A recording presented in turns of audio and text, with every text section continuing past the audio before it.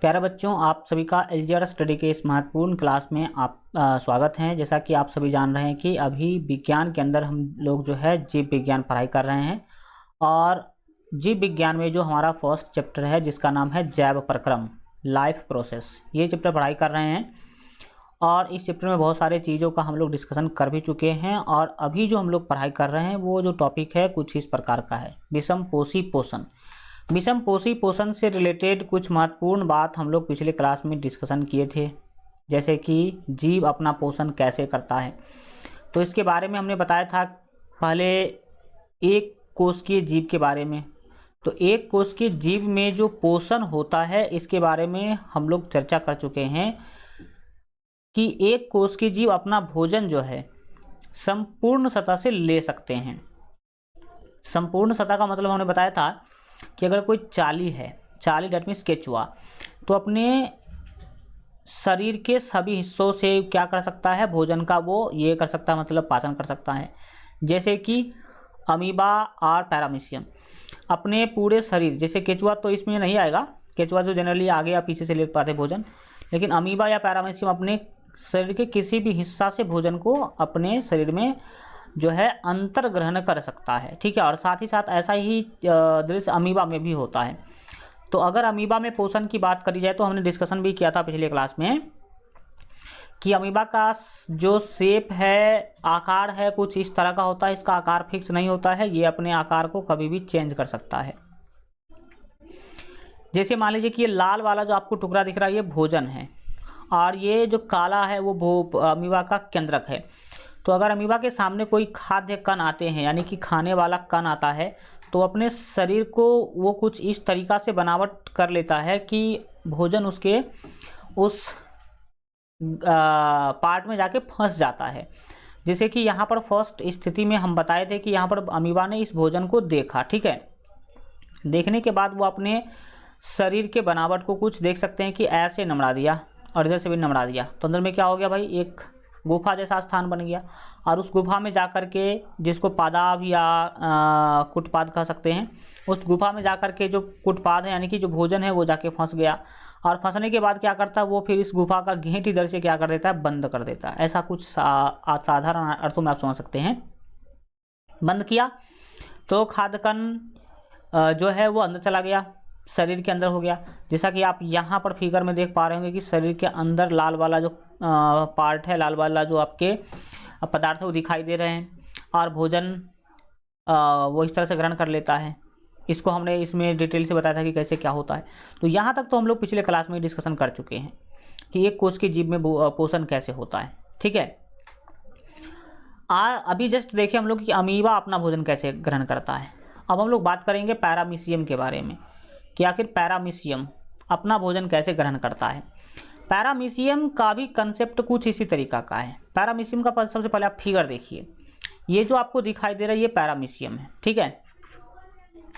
और पैरामीशियम भी अपना भोजन कुछ उसी तरीका से पकड़ता है। पैरामीशियम के सब पूरे जो है बॉडी पर बाल जैसी रचनाएं होती है, बाल जैसे रोआ जो होता है उसके जैसा रचना होता है। ये भी देख सकते हैं कि अपने बॉडी में कुछ गड्ढा टाइप सा बना रखा है। यहाँ पर देख सकते हैं कि बैग के जैसे बना रखा है कि नहीं बना रखा है। अब इसी में क्या होते हैं, भोजन आते हैं, ठीक है। ये जो खाद्य पदार्थ है पीला पीला यहाँ पर आपको दिख रहा होगा, पीला वाला ही इसका समझ लीजिए भोजन है। ये जीवाणु खाते हैं मुख्य रूप से। तो ये जीवाणु इसमें जाके फंसते हैं। फंसने के बाद वो क्या करता है, अपने शरीर के अंदर कर लेते, देख सकते हैं। इसको फिर क्या कर लिया, अंदर कर लिया उस जीवाणु को, उस कीड़े मकोड़ों को आप साधारण अर्थों में कह सकते हैं। और फिर आप उसको देख सकते हैं कि उसका पाचन करता, पाचन करने के बाद फिर वो अपने बॉडी के किसी भी पार्ट से उसको बाहर निकाल देता है, ठीक है।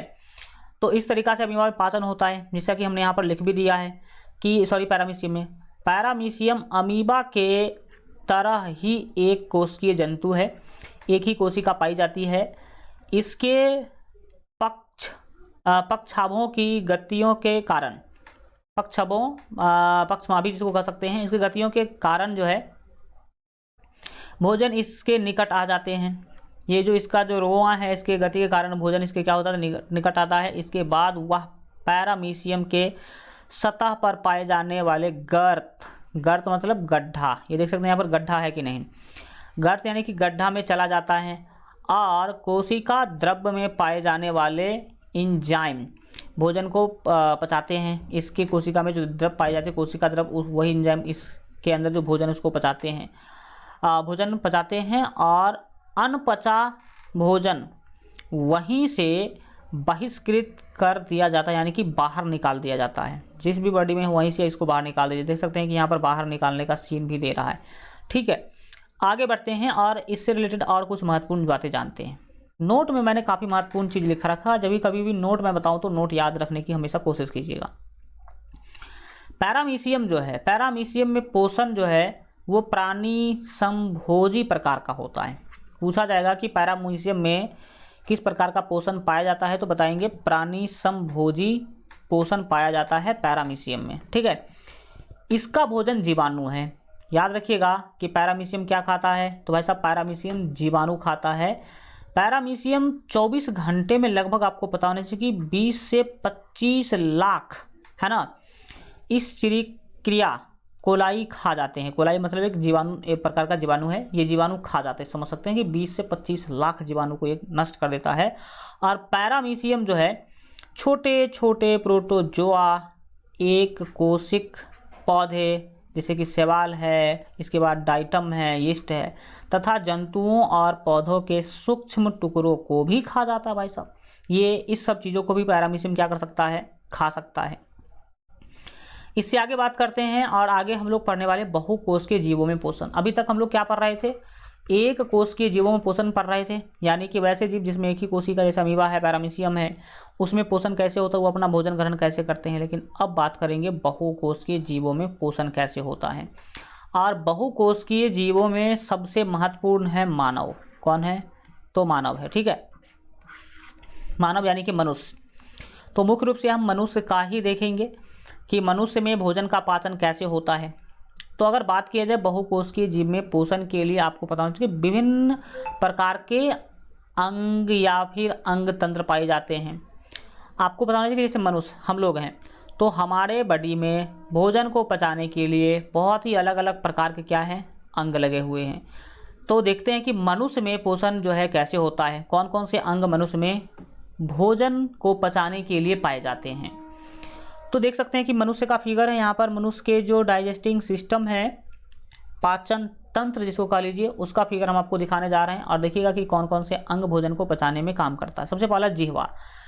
जी के कारण ही हम भोजन को लार पाते हैं और भोजन को जो है चबाने में दांत का महत्व होता है, लेकिन इसको इधर से उधर करने में जी का महत्व होता है। ठीक है, तो जी भी हमारे पाचन तंत्र का एक अंग है।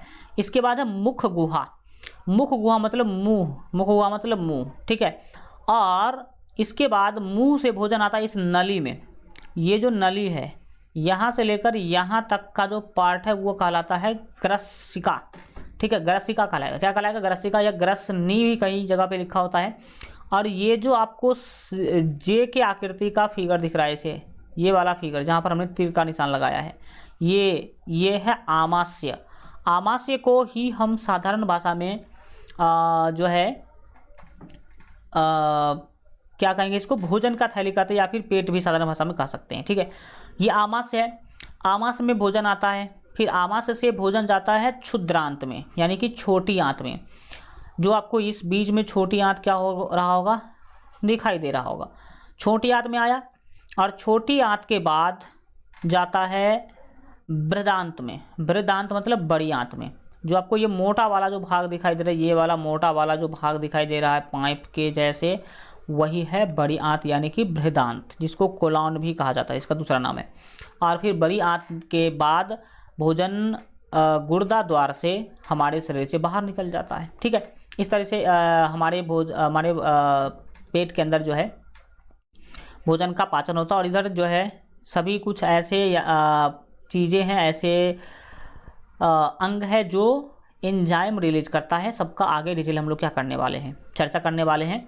यहाँ पर अगर देखा जाए शॉर्टकट में तो आप सीधा समझ सकते हैं कि ये जो आपको पाइप जैसी रचना दिखाई जा रहा है, इस यही कहलाता है डायाफ्राम। ठीक है, और पित्ताशय जो है, ये हल्का मछली के जैसे जो आकार आपको यहाँ पर दिखाई दे रहा है, वही है पित्ताशय, यानी कि पित्त भंडार, यानी कि पित्त का जो थैली है वो पाया जाता है। और पित्त नली, यहाँ पर लास्ट में जो आपको ये वाला जो रचना दिखाई दे रहा है यही क्या है, पित्त नली है। और यकृत, ये बड़ा वाला जो थैला आपको दिखाई दे रहा है वो क्या है, यकृत है। और साथ ही साथ अग्नाशय, यहाँ पर आपको एक ये जो पार्ट दिखाई दे रहा है ये क्या है, अग्नाशय आपका। ये सब चीज़ें हैं। परिशेषिका, ये है परिशेषीय, जिसको अवशेषी अंग भी कह सकते हैं। ये मनुष्य के अंदर पाए जाने वाले जितने भी आपके क्या होते हैं, डाइजेस्टिंग सिस्टम होते हैं, उसका हमने ये फिगर केवल देखा है। अब एक एक करके सभी के बारे में क्या करेंगे, जानकारी लेंगे। तो चलिए देखते हैं क्या है नहीं है। अभी हम लोगों ने देखा था कि भाई साहब वो मनुष्य में किस किस अंगों से पाचन होता है, ठीक है। तो अब 1 मिनट समझिएगा कि कैसे पाचन इसका किस प्रकार से होता है, ठीक है।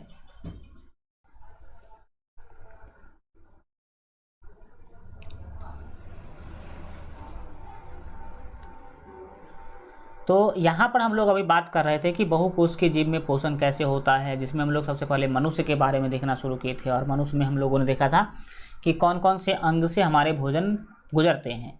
अब बात करेंगे कि किस अंग में किस प्रकार से पोषण होता है, ठीक है। तो अगर बात की जाए पोषण के चरण, यानी कि स्टेप बाय स्टेप, अब हम लोग समझने वाले हैं कि आखिर हमारे भोजन का पाचन कैसे होता है, स्टेप बाय स्टेप। तो चलिए समझते हैं। सबसे पहला आपको पता होना चाहिए, यहाँ पर देख सकते हैं कि हमारा भोजन मुख गुहा में जाता है, यानी कि मुंह में जाता है। इसके बाद आमाशय, इसके बाद छोटी आंत जिसको क्षुद्रांत भी बोलते हैं, और इसके बाद बृहदांत, बृहद मीन्स बड़ा, बृहद प्लस अंत होता है बृहदांत, यानी कि इसको बड़ी आंत हम लोग साधारण भाषा में कह सकते हैं। तो इस 4 स्टेप से गुजरने के बाद हमारे भोजन का पाचन होता है। अब हम लोग जानेंगे कि किस अंग में किस तरीका से पाचन होता है। सबसे पहले हम मुख गुहा में पाचन पढ़ाई करेंगे। मुख गुहा में भोजन का पाचन कैसे होता है उसको देखेंगे। मुख गुहा यानी कि मुंह।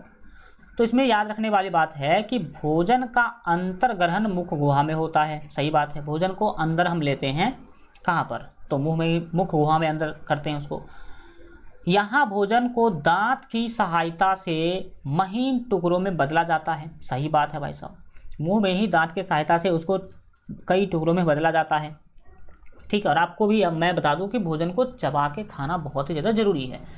कई लोग भाई साहब क्या कहे उसका, तो मतलब एकदम दे दनादन डालते जाता है केवल, और उसको चबाने उबाने की कोई मतलब पता नहीं क्यों इतना जल्दी में कई लोग खाते हैं।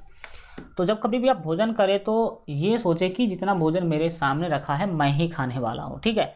तो उसको आराम से प्रेम से चबा करके खाइए, क्योंकि दांत बना है भाई साहब चबाने के लिए। केवल गिलते जाते होते हैं कई सारे लोग, तो ऐसा काम नहीं करना आपको, ठीक है। नहीं तो फिर आपको कई समस्याओं से गुजरना पड़ सकता है। दांत का यूज करें।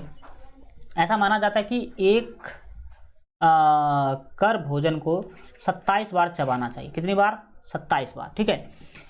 इसी समय आपको पता नहीं, चबाते समय लार में पाया जाने वाला टाइलिन, हमारे मुंह से लार निकलता है, आप सभी को पता है लार क्या होता है। लार के बारे में बात करें तो लार एक द्रव पदार्थ है। आप जैसे सोचते होंगे जब चूरा खाते, मान लो चूरा, चावल का जो चूरा होता है सूखा होता है, सूखा चूरा आप मुंह में डाल लेते हैं। जब उसको हल्का देर चलाते हैं तो वो गीला हो जाता है। किसके कारण गीला हुआ? लार के कारण।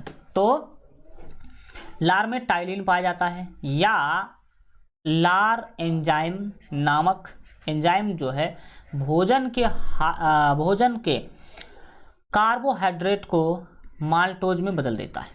कार्बोहाइड्रेट को किस में बदलता है? माल्टोज में बदलता है। भोजन में कार्बोहाइड्रेट पाया जाता है, आप सभी जानते हैं। उसको किस में बदलने का काम करता है? माल्टोज में। ये काम कहाँ होता है? मुंह, यानी कि मुख गुहा में होता है। इसके बाद आमाशय। आमाशय में पाचन की अगर बात करा जाए तो आमाशय में पाचन कैसे होता है? तो आमाशय की आंतरिक भित्ति में आपको पता होना चाहिए, आमाशय जो हम जो जे के आकार का, एग्जाम में कई बार पूछा गया कि आमाशय का आकार कैसा होता है? जे के जैसा होता है। किसके जैसा? जे के आकार का होता है आमाशय, ठीक है। तो आमाशय की आंतरिक भित्ति में पाई जाने वाली जठर ग्रंथियां जो है जठर रसों का स्रावित करती है। यानी कि आमाशय में जो जठर ग्रंथि पाई जाती है वो जठर रस प्रदान करती है। और जठर रस में पेप्सिन या रेनिन नामक प्रोटीन पाचक एंजाइम होते हैं। पेप्सिन या रेनिन नाम का जो प्रोटीन है वो किसके रूप में कैसा होता है? ये पाचक एंजाइम यानी कि भोजन को पचाने का काम करती है। और आपको पता होना चाहिए कि रेनिन जो है दूध की प्रोटीन को पचाता है, दूध में जो प्रोटीन पाए जाते हैं उसको पचाता है। और पेप्सिन अघुलनशील प्रोटीन को घुलनशील पेप्टोन में बदल देता है। ये क्रिया आमाशय में होती है। ये सारी की सारी क्रिया क्या होती है? आमाशय में होती है। इसके बाद नोट में कुछ महत्वपूर्ण चीज़ें याद रखेंगे आमाशय से संबंधित। पहला चीज़ है कि आमाशय को भोजन का पाचन अम्लीय माध्यम में होता है। आमाशय में यहाँ पर होना चाहिए, आमाशय को नहीं होगा, यहाँ पर में होगा, ठीक है, लैंग्वेज सही होना चाहिए। आमाशय में भोजन का पाचन अम्लीय माध्यम में होता है। एग्जाम में कई बार ये क्वेश्चन पूछा जा चुका है कि आमाशय में भोजन का पाचन किस माध्यम में होता है, तो अम्लीय। यहाँ पर अम्ल के हेल्प से, किसके हेल्प से? अम्ल के हेल्प से भोजन का पाचन होता है। कहाँ पर? तो आमाशय में।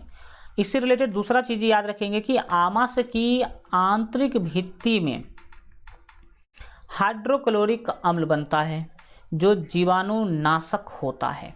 आमाशय के आंतरिक भित्ति में क्या बनता है? तो हाइड्रोक्लोरिक अम्ल बनता है जो जीवाणुनाशक होता है, यानी कि जीवाणु को मार देता है। अगर मान लीजिए भोजन खाते समय कुछ जीवाणु चला गया पेट के अंदर तो कोई डरने की कोई ज़रूरत नहीं है, क्योंकि आमाशय की आंतरिक भित्ति में हाइड्रोक्लोरिक अम्ल पाया जाता है, HCl जिसे हम कहते हैं, हाइड्रोक्लोरिक अम्ल पाया जाता है, और वो जीवाणु को क्या कर देता है भाई? नष्ट कर देता है। ठीक है, अब बढ़ते हैं आगे और आगे की चीज़ों को समझेंगे। नेक्स्ट है हमारा क्षुद्रांत यानी कि छोटी आंत। जानेंगे कि छोटी आंत में भोजन का पाचन कैसे होता है। तो छोटी आंत में अगर भोजन के पाचन के बारे में बात किया जाए तो याद रखिएगा कि आमाशय से भोजन क्षुद्रांत में प्रवेश करता है। सही बात है, हम जस्ट फिगर में दिखाए थे, फिगर में दिखाए हम आप लोगों को कि आमाशय से भोजन कहाँ आती है? छोटी आंत में आती है। और यह अवरोधीन पेशी द्वारा नियंत्रित होता है। ये किसके द्वारा? अवरोधीन पेशी के द्वारा। यहाँ कार्बोहाइड्रेट, प्रोटीन तथा वसा के पूर्ण पाचन का स्थान होता है। यहाँ आमाशय में आने वाला भोजन अम्लीय होता है। आमाशय में जो भोजन आता है वो कैसा होता है? अम्लीय होता है, जिसको क्षारीय बनाया जाता है। छोटी आंत में क्षारीय, देखो अ से आमाशय और अ से अम्ल, तो आमाशय में अम्लीय माध्यम में भोजन का पाचन, और छ से छोटी आंत और छ से क्षारीय, छ से छोटी आंत और छ से क्षारीय, तो छोटी आंत में क्षारीय माध्यम में भोजन का पाचन होता है। यहाँ पर जस्ट हमने लिख भी दिया है कि जिसको क्षारीय बनाया जाता है। और वसा है आंत में बड़ी गोलिकाओं के रूप में होता है। वसा जो होता है वो आंत में बहुत ही बड़ी बड़ी गोली के टाइप में पाया जाता है, जिस पर एंजाइम का कार्य जो है मुश्किल होता है। भाई एंजाइम बड़े बड़े वसा के कण को नहीं पचा पाता है, और एंजाइम के क्रियाशीलता को बढ़ाने के लिए लवण उसे छोटी गोलिकाओं में तोड़ देता है। लवण जो पाया जाता है हमारे पेटों में उसे छोटी गोलिकाओं में तोड़ देता है, और जिससे एंजाइम की क्रियाशीलता बढ़ जाती है। और इस आपको पता चले कि इमलिशीकरण इसे ही कहते हैं, इसे ही हम लोग जो है इमलिशीकरण कहते हैं। ठीक है, ठीक। तो ये जो छोटी आंत है यानी कि क्षुद्रांत है, उसमें भोजन के साथ क्या क्या होता है ये आपने देखा। अब बढ़ते हैं आगे और अगले चीज़ों को समझेंगे, जो कि है बड़ी आंत यानी कि बृहदांत। बड़ी आंत क्या भाई साहब? बड़ी आंत में आपको पता होना चाहिए कि जल का अवशोषण, अनपचे भोजन का बहिष्करण, दो काम होता है बड़ी आंत में। पहला काम होता है जल का अवशोषण।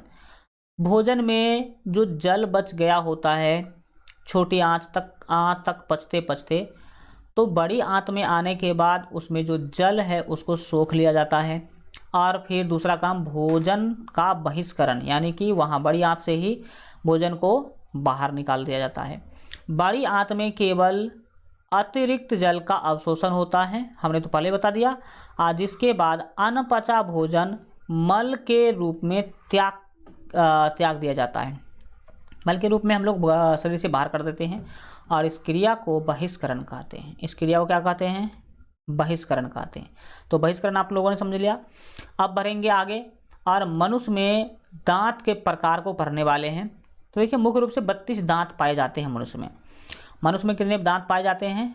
32 दांत पाए जाते हैं। और 32 दांत 4 प्रकार के होते हैं। कितने प्रकार के होते हैं? 4 प्रकार के। चारों प्रकार आप यहाँ पर देख पा रहे होंगे, कतरनक, भेदक, अग्रचवर्णक और चवर्णक। तो जानिए चारों प्रकार क्या है। कतरनक जो है हमारे फेस के सामने जो दांत होता है चौड़ा चौड़ा वाला, उसे कतरनक कहते हैं और ये काटने का काम करता है। भेदक, कतरनक के जस्ट पीछे सुल्फा वाला दांत होता है हमारे मुंह में। किसा वाला? कुछ ऐसा सुल्फा वाला दांत होता है, ठीक है, सुल्फा के जैसे ये समझ सकते हैं आप लोग। वो भेदक यानी कि छेदने का काम करता है। और अग्र चवर्णक, जिसको चौह बोलते हैं हम लोग जनरली, अपने साधारण भाषा के बोलचाल की भाषा में चौह बोलते हैं, जिसको अग्र चवर्णक आगे वाला चौह बोलते हैं। और एक होता है चवर्णक जो हमारे मुंह में सबसे लास्ट में पाया जाता है, ठीक है। तो ये 4 प्रकार के दांत होते हैं। जिन दोनों चवर्णक का काम चबाना है, क्या करना है? चबाना है। भेदक का काम छेद करना यानी भेदना है, और कतरनक का जो काम है वो काटना है। क्या है काम? काटना है। अब बढ़ेंगे आगे। अब दंत क्षय के बारे में जानते हैं। दंत क्षय मतलब कई लोगों का दांत बर्बाद हो जाता है। क्षय हो जाना मतलब सड़ जाना, उसमें कीड़े लग जाना, ये सब क्रियाएं होते ही रहता है। तो आखिर ऐसा क्यों होता है? इसके बहुत सारे कारण हैं, ठीक है, इसके बहुत सारे कारण हैं। इसमें सबसे जो मुख्य कारण है वो आपको पता होना चाहिए कि मीठी चीज़ें खाने के बाद मुंह साफ न करना इसका सबसे बड़ा कारण है। क्या है समझने की कोशिश कीजिएगा।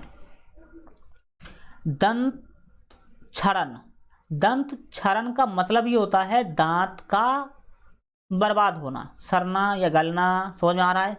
ये चीजें हम जानना शुरू करते हैं कि दंत क्षरण आखिर क्या होता है, क्यों होता है।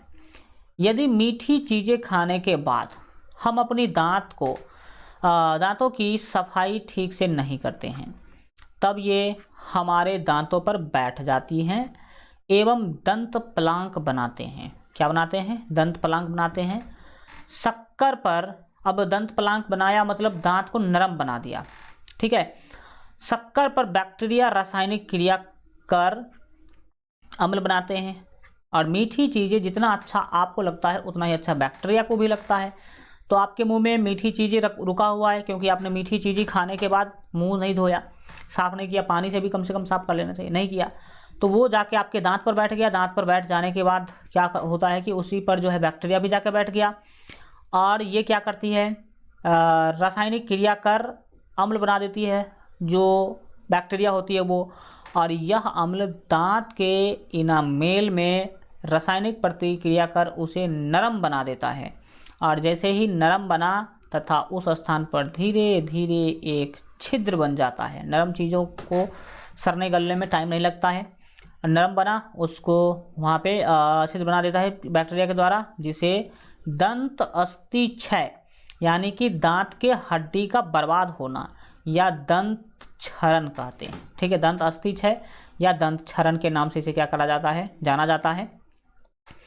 अब हमारा प्रश्न है कि स्वपोषी पोषण तथा विषम पोषी पोषण में क्या अंतर है। कई बार आपके एग्जाम में पूछे गए हैं और ये NCERT के अंदर भी गिवन है। तो चलिए इसको डिस्कशन कर लेते हैं। वैसे तो हम लोग पूरा पढ़ाई कर चुके हैं कि स्वपोषी पोषण क्या होता है, विषम पोषी पोषण क्या होता है। अब जानेंगे इसमें अंतर। क्या जानने वाले हैं? अंतर जानने वाले हैं। तो चलिए स्वपोषी पोषण और विषम पोषी पोषण में अंतर को समझते हैं। क्या होता है स्वपोषी पोषण और क्या होता है विषम पोषी पोषण, इसको क्या करेंगे हम लोग अभी समझेंगे। मतलब इसमें अंतर समझेंगे, समझने तो बात पहले कर चुके हैं, अब अंतर समझेंगे। ऐसे ही आप लोग एग्जाम में लिखिए, इधर स्वपोषी इधर विषम पोषी। पहला अंतर, यह केवल बड़े पेड़ पौधों में होता है, बड़े नहीं, हरे पेड़ पौधे में होता है। स्वपोषी पोषण केवल हरे पेड़ पौधे में होता है, जबकि विषम पोषी पोषण जो है हरे पेड़ पौधों के अतिरिक्त यानी कि हरे पेड़ पौधों को छोड़कर अन्य सभी जीव में होता है। पेड़ पौधा को छोड़ दीजिए, बाकी दुनिया में जितने भी जीव है पृथ्वी पर सभी में विषम पोषी पोषण होता है। दूसरा अंतर लिखेंगे कि इसके लिए कार्बन डाइऑक्साइड, सूरज का प्रकाश एवं जल आवश्यक है। सही बात है, बिना इस सब का पौधा भोजन बना नहीं पाएगा, लेकिन इसके लिए सूरज का प्रकाश, कार्बन डाइऑक्साइड इत्यादि अनिवार्य नहीं है। सही बात है भाई साहब। जब हम लोग भोजन बनाते हैं तो सूरज की प्रकाश की वहाँ पर कोई ज़रूरत नहीं होती है। अगर सूरज के प्रकाश की ज़रूरत पड़ती तो हम लोग रात में भोजन नहीं बना पाते, तो रात में तो सूरज नहीं होती है, फिर भी हम लोग भोजन बना लेते हैं। और कार्बन डाइऑक्साइड की भी ज़रूरत नहीं होती है, हम लोगों को मुख्य रूप से ऑक्सीजन की ज़रूरत होती है। किसकी ज़रूरत होती है? ऑक्सीजन की। तीसरा अंतर है स्वपोषी पोषण में आपको पता होना चाहिए कि भोजन के पाचन की आवश्यकता नहीं होती है। जो पेड़ पौधे हैं उसको भोजन पचाना नहीं पड़ता है, क्योंकि उसका भोजन का ग्लूकोज क्या होता है? तो ग्लूकोज होता है। अब ग्लूकोज को पचाने की कोई भी ज़रूरत नहीं है, वो तो लिक्विड फॉर्म में होते हैं वो, और शरीर को डायरेक्ट एनर्जी देने का काम करते हैं। जबकि हमारे जैसे जीवों में जो विषम पोषी पोषण होता है उसमें भोजन के पचाने की आवश्यकता होती है। सही बात है। और भोजन नहीं पचेगा तो जानते ही क्या क्या होता है, ये चीज़ें आप जानते होंगे। तो ये कुछ मुख्य अंतर है स्वपोषी पोषण तथा विषम पोषी पोषण में, जिसे आप क्या करेंगे? याद रखेंगे। अगला प्रश्न पर अगर ध्यान दिया जाए तो अगला प्रश्न है कि प्रकाश संश्लेषण के लिए कच्ची सामग्री पौधा कहाँ से प्राप्त करता है, यानी कि पौधा कहाँ से कौन कौन सी चीज़ें लाता है। इसका भी डिस्कशन कर चुके हैं, लेकिन एनसीईआरटी में गिवन क्वेश्चन है, सो हमें क्या करना पड़ रहा है? इसको डिस्कशन करना पड़ रहा है। तो इस क्वेश्चन का उत्तर लिखेंगे कि प्रकाश संश्लेषण के लिए आवश्यक कच्ची सामग्री को पौधा अलग अलग स्रोतों से प्राप्त करता है। पहला, जो हरित लवक है जिसको क्लोरोफिल कहते हैं, और इसी के कारण पत्ती का कलर हरा होता है। एग्जाम में क्वेश्चन पूछा जा सकता है कि पत्ती का रंग हरा क्यों होता है, तो क्या बताएंगे? बताएंगे पत्ती का रंग हरा जो है क्लोरोफिल यानी कि पर्ण हरित के कारण होता है। किसके कारण होता है? पर्ण हरित के कारण पत्ती का रंग हरा होता है। दूसरा, कार्बन डाइऑक्साइड, तो ऑलरेडी हम चर्चा कर चुके हैं कि कहाँ से हमारे बॉडी को मिलता है। तो कार्बन डाइऑक्साइड के बारे में आपको पता होना चाहिए कि कार्बन डाइऑक्साइड जो है वो वायुमंडल से पौधा ले लेते हैं, और जल तो मृदा यानी कि मिट्टी से ही लेगा। जल कहाँ से लेगा? मृदा से यानी कि मिट्टी से लेगा। इस क्वेश्चन का उत्तर आप ऐसे लिखेंगे। नेक्स्ट क्वेश्चन हम लोग डिस्कशन करने वाले हैं वो है हमारे आमाशय में अम्ल की भूमिका क्या है।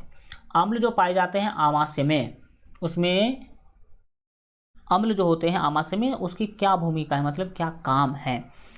तो अम्ल की भूमिका के बारे में जहाँ तक बात किया जाए तो इसमें 2-3 काम है आमाशय के अंदर जो अम्ल पाए जाते हैं उसका। पहला, आमाशय में पाए जाने वाले एंजाइम भोजन का पाचन अम्लीय माध्यम में करता है, और साथ ही साथ आपको पता होना चाहिए कि आमाशय में अम्ल भोजन को अम्लीय बनाता है ताकि जठर रस में पाई जाने वाली एंजाइम उसे पचा सके। अम्ल मिलने से वो पच सकता है, जठर रस में जो पाई जाने वाली एंजाइम है वो। और दूसरा काम क्या है कि भोजन के साथ बहुत से रोगाणु भी आ सकते हैं, रोग वाला कीड़ा रोगाणु भी आ सकते हैं जो अम्ल के प्रभाव से मर जाते हैं भोजन करते समय, या फिर भोजन में हमारे अगर कोई भी बैक्टीरिया हो गया तो वो अम्ल के कारण से मारे जाते हैं। ठीक है, वो हमने डिस्कशन कर लिया पहले ही। इसके बाद है कि पाचन एंजाइमों का क्या काम है भाई साहब। पाचन एंजाइम, भाई नाम से ही स्पष्ट है, पाचन एंजाइम यानी कि ऐसा एंजाइम जो भोजन को पचाने का काम करता है उसे पाचन एंजाइम कहते हैं। उसे क्या कहते हैं? पाचन एंजाइम कहते हैं। डिटेल में क्या लिखेंगे भाई? डिटेल में लिखेंगे कि एंजाइम उत्प्रेरक क्रिया द्वारा भोजन के जटिल अवयवों को सरल भागों में खंडित करता है। एंजाइम जो होते हैं भोजन के बड़े बड़े टुकड़ों को छोटे छोटे टुकड़ों में बांट देता है, जिससे वे घुलनशील हो जाते हैं। वो घुल जाता मतलब पानी में घुल सकता है, ऐसा बन जाता है, और शरीर में उनका अवशोषण हो जाता है, और घुले हुए पदार्थ से शरीर जो है जो भी यूजफुल चीज़ें होती हैं वहाँ से वो अवशोषित कर लेती है, सोख लेती है, सीधा आप ये बता सकते हैं। नेक्स्ट हमारा चीज़ है, अगला क्वेश्चन जो है वो क्या है? पचे हुए भोजन को अवशोषित करने के लिए क्षुद्रांत यानी कि छोटी आंत को कैसे अभिकल्पित यानी कि कैसे डिजाइन किया गया है। छोटी आंत को कैसे डिजाइन किया गया है अधिक से अधिक जो मिनरल्स है उसको अवशोषित करने के लिए। तो बताएंगे भाई साहब होता क्या है। देखिए, पचे हुए भोजन का अवशोषण ज़्यादा हो सके तथा सतही क्षेत्रफल अधिक हो, इसके लिए आपको पता होना कि क्षुद्रांत के आंतरिक सतह पर अनेक उंगली जैसी वर्धन यानी कि रचना होते हैं। उंगली जैसा आकार होता है। जैसे कि मान लीजिए ये छोटी आंत है, ठीक है, ये क्या छोटी आंत, पाइप ही है छोटी आंत, तो इस पर जो है उंगली के जैसा छोटा छोटा रोआ पाया जाता है। उंगली के जैसा छोटा छोटा क्या पाया जाता है? रोआ पाया जाता है। ये छोटा छोटा रोआ पाया जाता है। ठीक है, इस तरीका का कुछ उंगली का जैसा आकार ये रोआ पाया जाता है छोटी आंत में। अब ये उंगली के जैसे रचना से होता क्या है, इस रचना से होता ये है कि इसका क्षेत्रफल बढ़ गया, और क्षेत्रफल जितना ही ज़्यादा होगा उतना ही ज़्यादा ये भोजन से अवशोषण कर पाएंगे जो मिनरल्स है उसका। और यही बात याद रखिएगा कि कई बार जब हम अगर हमारे भोजन में गलती से बाल चला जाए, क्या चला जाए, बाल, लंबा लंबा अगर बाल चला जाता है तो छोटी आंत में इसी में जाके क्या हो जाता है, फंस जाता है। जैसे यहाँ तक आया और इसमें जाके लेबर आ गया, मतलब इसमें ये फंस गया जाके। तो फिर इस स्थिति में कई बार डॉक्टर को ऑपरेशन करके यहाँ से छोटी आंत को चीर करके उसमें से ये इस चीज़ को निकालना पड़ता है, तब जाके आप रिलीफ महसूस कर पाते हैं। ठीक है, तो यही है दीर्घ रोम। क्या है, दीर्घ रोम, जिसे दीर्घ रोम कहते हैं। और दीर्घ रोम में आपको पता होना चाहिए कि रुधिर वाहिकाओं की बहुतायत होती है। मतलब इसमें रुधिर वाहिका यानी कि ब्लड जो ले जाने वाली नसें होती हैं वो बहुत ही ज़्यादा होती हैं, जो भोजन को अवशोषित करके शरीर की प्रत्येक कोशिकाओं तक पहुंचाती हैं। और इस कोशिकाओं में भोजन का जो प्रयोग है ऊर्जा प्राप्ति के लिए किया जाता है। यहाँ से जो भी भोजन ले जाया जाता है उसमें जो मिनरल से ले जाया जाता है उसमें उसे क्या होता है, तो भोजन का जो है ऊर्जा प्राप्ति का काम होता है। इसके बाद अगला क्या है भाई साहब, ये थे कुछ महत्वपूर्ण क्वेश्चन। अब हम लोगों ने पोषण चैप्टर कर लिया आज कंप्लीट।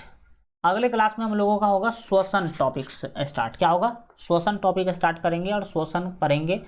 फिर हम लोग वाहन पढ़ेंगे जिसको परिवहन भी कहते हैं, और उसके बाद उत्सर्जन पढ़ेंगे। ये 3 पढ़ने के बाद ये चैप्टर ही क्या हो जाएगा, कंप्लीट हो जाएगा। ठीक है, तो श्वसन अगले क्लास में पढ़ेंगे। आज के लिए इतना ही रखते हैं। Thank you so much, good bye, take care, मिलते हैं अगले क्लास में।